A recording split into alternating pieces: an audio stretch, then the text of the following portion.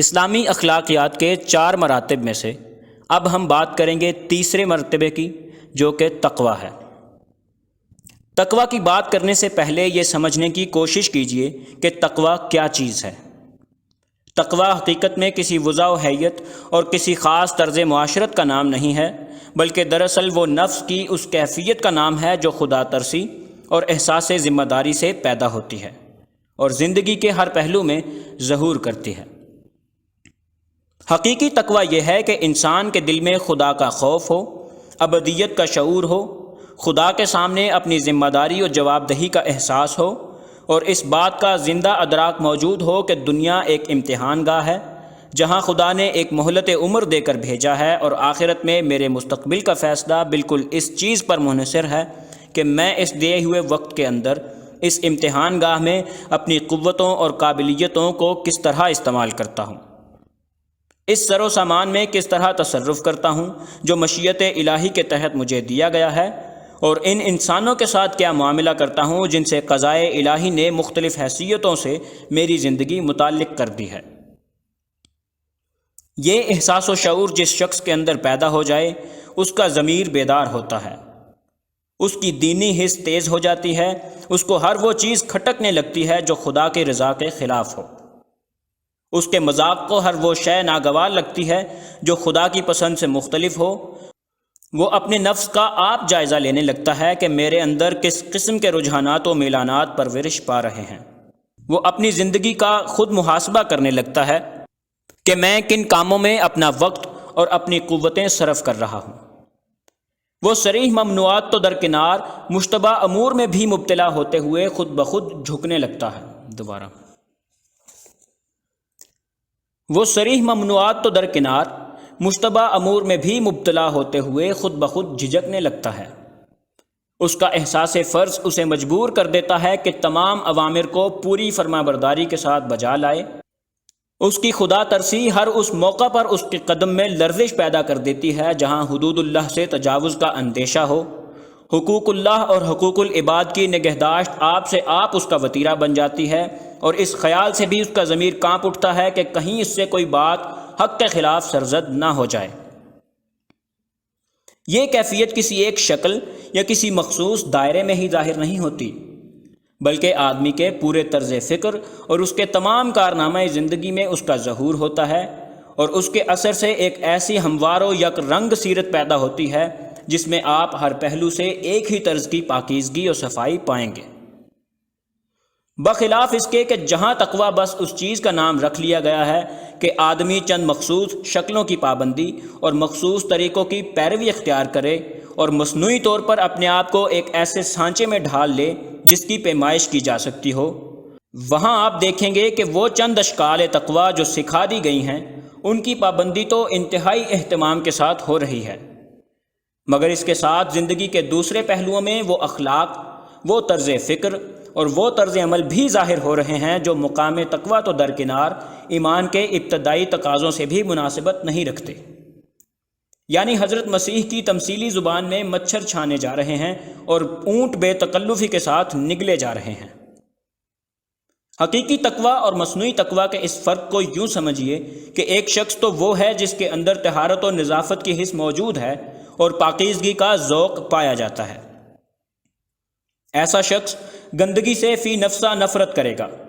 خواہ وہ جس شکل میں بھی ہو، اور طہارت کو بجائے خود اختیار کر لے گا، خواہ اس کے مظاہر کا احاطہ نہ ہو سکتا ہو۔ بخلاف اس کے ایک دوسرا شخص ہے جس کے اندر طہارت کی حس موجود نہیں ہے، مگر وہ گندگیوں اور طہارت کی ایک فہرست لیے پھرتا ہے جو کہیں سے اس نے نقل کر لی ہیں۔ یہ شخص ان گندگیوں سے تو سخت اجتناب کرے گا جو اس نے فہرست میں لکھی ہوئی پائی ہیں،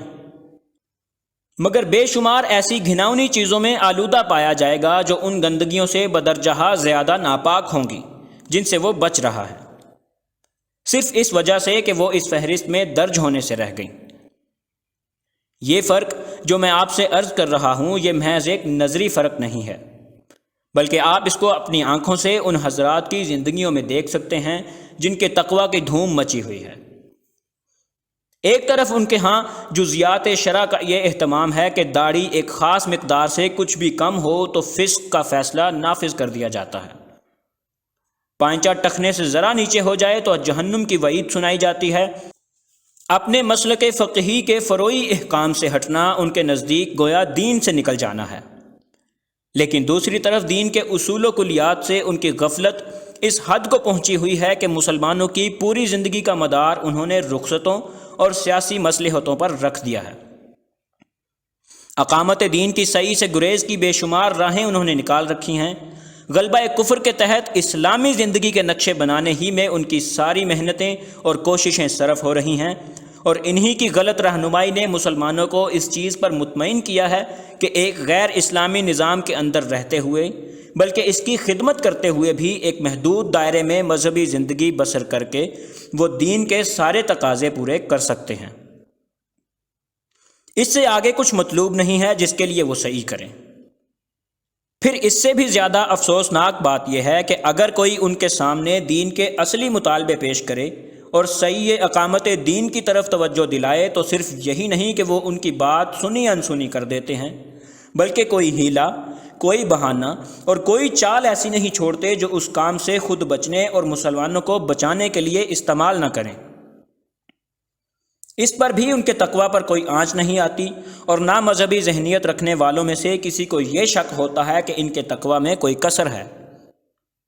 اسی طرح حقیقی اور مصنوعی تقویٰ کا فرق بے شمار شکلوں میں ظاہر ہوتا رہتا ہے، مگر آپ اسے تب ہی محسوس کر سکتے ہیں کہ جب تقویٰ کا اصلی تصور آپ کے ذہن میں واضح طور پر موجود ہو۔ میری ان باتوں کا مطلب یہ ہرگز نہیں ہے کہ وضاقتہ،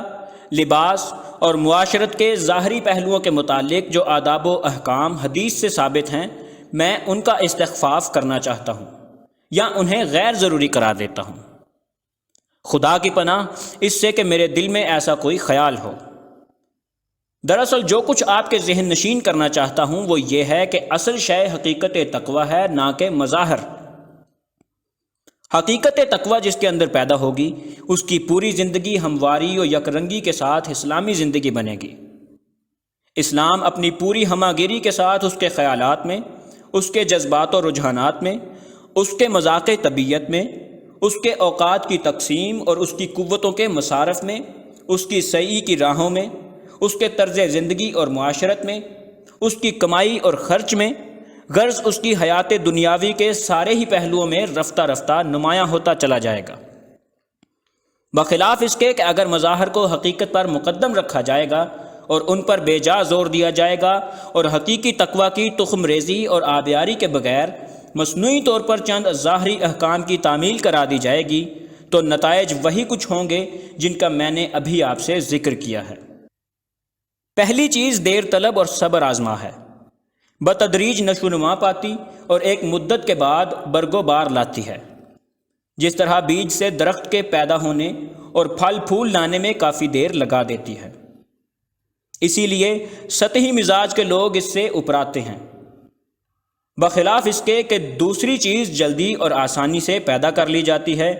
جیسے ایک لکڑی میں پتے اور پھل اور پھول باندھ کر درخت کسی شکل بنا دی جائے۔ یہی وجہ ہے کہ تقویٰ کی پیداوار کا یہی ڈھنگ آج مقبول ہے، لیکن ظاہر ہے کہ جو توقعات ایک فطری درخت سے پوری ہوتی ہیں وہ اس قسم کے مصنوعی درختوں سے تو کبھی پوری نہیں ہو سکتی۔ دینی کتب کی مزید آڈیوز اور مفید معلومات کے لیے ہمارے چینل منٹورز اکیڈیمیا کو ابھی سبسکرائب کر لیں۔